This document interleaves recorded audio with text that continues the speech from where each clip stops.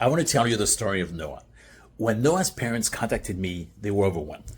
Noah was 14, he was autistic, and his only interest seemed to be for screen time. He had been refusing to participate in family activities. His grades were getting worse in spite of his parents spending a couple of hours every single day helping him with homework.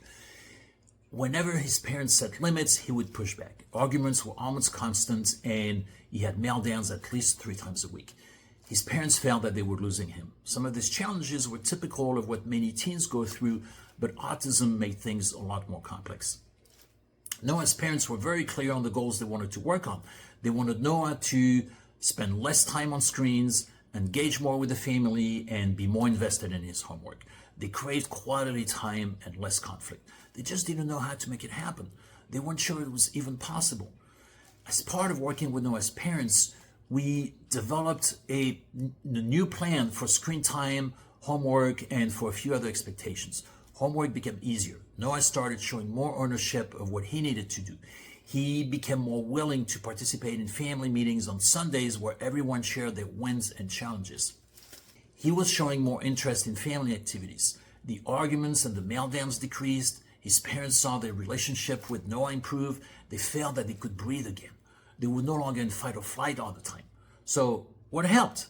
Well, before focusing on solutions, we knew that we had to understand what was truly going on. We used Noah's behavior as data to understand what were the contributing factors. In the same way that his parents felt stuck, Noah felt stuck. He resented his parents' help with homework, but he knew he couldn't succeed on his own. He wanted to be more independent, but he felt incompetent. I suspected that his time on screens was a way to cope with his anxiety and resentment. Even though it was not very effective, he was using screen time to self-regulate.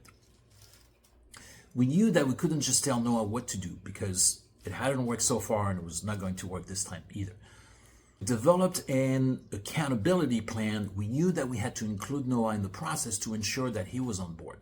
We helped him find different outlets to self-regulate, like riding his bike, shooting hoops, and taking his dog for walks. Noah struggled expressing his emotions, which led to blowing up, isolating, or shutting down, and I knew we had to find ways to help him in this area. So to address this challenge, his parents learned to reframe their expectations and focus more on what Noah needed to succeed in that moment.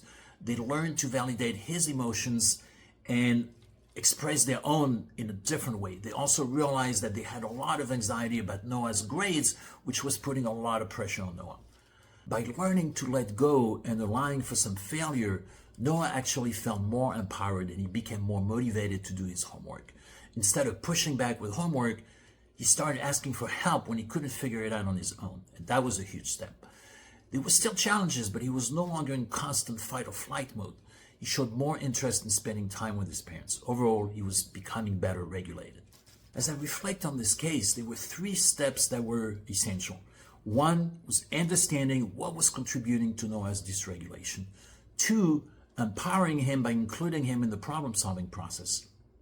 And 3, guiding his parents to regulate their anxiety and shift some of their strategies. The approach I used was family-centered, it was relationship-based, and it was neuroaffirming. It created no shame, and it focused on building lifelong skills, and it empowered Noah and his parents.